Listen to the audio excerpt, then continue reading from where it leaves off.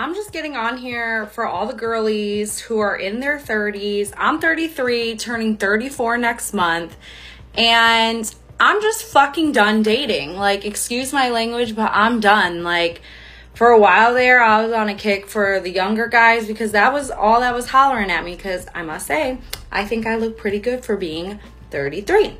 So I was like, okay, I'm done with the young ones. Like, they're too immature. Like, I'm looking for something more serious in life. They're not doing it for me. Cool, whatever. I reunite with an ex that I was with when I was 22, and this was like always the one who got away from me. Mind you, he is 3 years older than me, gonna be 37 in January. This man is emotionally unavailable. So they're too immature in their 20s, and then they're possibly still emotionally unavailable in their 30s. I understand why my mom is 60 years old and still single and just said forget it, because that's what it's about to be. Okay, so it sounds like she's over the dating scene, right? Being 33, what a lot of women don't realize is whether you like it or not, you are in the danger zone. Getting back into dating or still being out in the dating market, there's a very small chance that you're going to be able to find somebody in the next few years that you want to marry, because a lot of people by this time, they have settled down. A lot of women, they have found husbands if they're going to find them. Once you reach about 35, 36, 37 as a woman, there's this period of time where the dating market just kind of dries up because everybody is settling down. And if you miss your mark in your 20s and early 30s, you're really setting yourself up to get caught in that danger zone. There's gonna be this period of time where, because a lot of people have settled down and they're starting their family life, the dating pool is gonna be really weird. So she mentioned that younger guys are into her because they have all the time in the world. Younger guys, they don't care so much that you're about to hit the age of geriatric pregnancy. They're not trying to settle down, they're just trying to smash. They will date a woman who's on the younger, older side. Like she said, she looks pretty good for being 33. She doesn't look old because she's not, but she's also not young either. Your 30s are this weird time where you're not old yet, you haven't quite reached middle life, but you're also not a young spry chicken anymore. So she's finding guys who want to smash. They don't want to have any commitment because they have all the time in the world. They don't have to settle down yet. But she has a time clock that she's looking at. Like, oh my God, if I don't find somebody within the next few years, I probably won't be able to have kids. So it's a weird place to be in. And what she doesn't realize is that she's gonna go through some years of having a weird dating experience until people start to get divorced. And then she's going to have to choose from men that are already divorced, that they have children, and she's gonna have to settle for that. It's unfortunate, but it is what it is. That being said, let's go to our next clip. I have a date with a man today. I don't know why I keep doing this to myself, but let's review his stats. He is 34, 6'2", lives in DTLA, which is yikes, and is a doctor. So we'll see how it goes. We're getting Mexican. A second date will not occur. This guy was a doctor. He's still pretty young. He's 34. The thing that I think is crazy is people have this idea that your first impression of somebody is everything. So if things go badly on your first date, it doesn't necessarily mean that if you go out with that person again, things won't progress. Sometimes it takes a little bit of time before you get past a person's exterior or that initial first impression. So what you experienced that first time might not be what you experienced the second, third, and fourth time.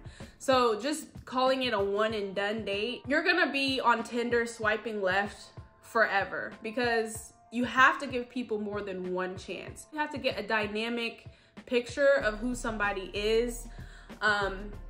in order to tell if you guys are compatible. So just going on one date, coming back and saying, nah, I mean, unless it went horrifically wrong, then why not give him another chance? I think a lot of today's women, they just have this fantasy that I'm going to meet somebody and immediately I'm gonna feel that spark and it's gonna come alive and I'm gonna know this is the person for me. It doesn't always work like that.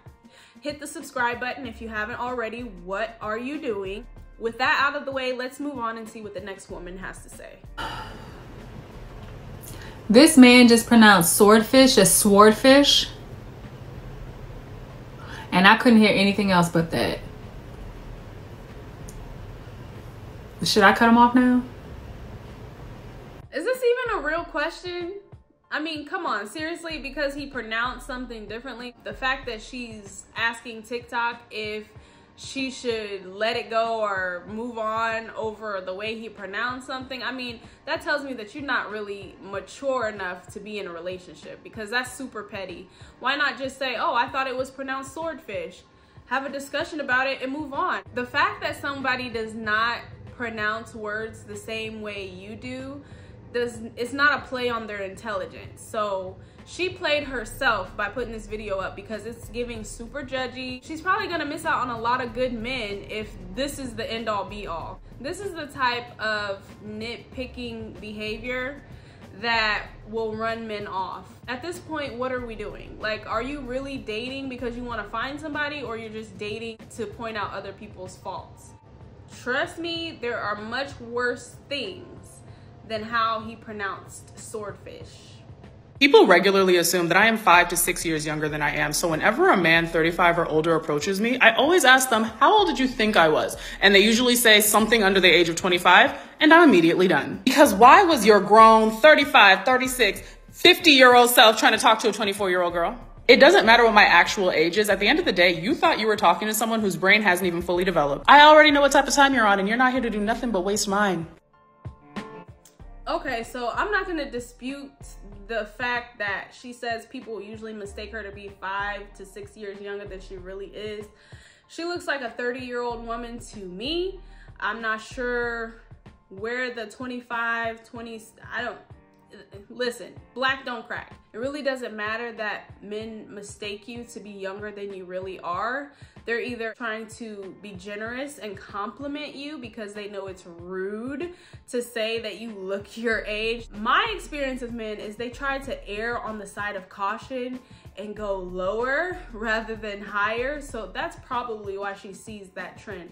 Because honestly, to me, she doesn't look like a 25-year-old. She looks like she's 30 or older. Why is she automatically assuming that the man is a pedophile? If they look for a younger woman, it's usually because they don't have so many negative dating experiences. That in turn makes them easier to deal with in a relationship. It doesn't mean that they're perverted because they think that younger women are beautiful. We can all agree, even as women, it is a fact.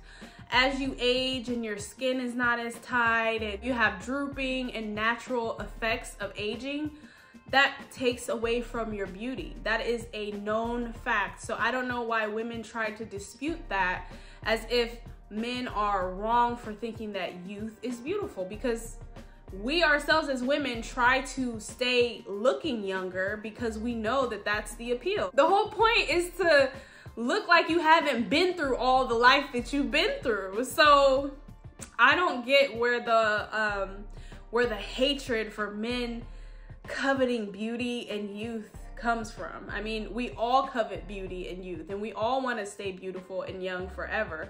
But that's just not how it works. Having this mentality is just like saying that people who work and become wealthy and they desire to live in a better neighborhood or a better house or buy a more expensive piece of real estate, that they're greedy or they're money hungry or they're superficial when they worked their butts off to get to that level. So when you get to that level, you want to reward yourself with the best of the best.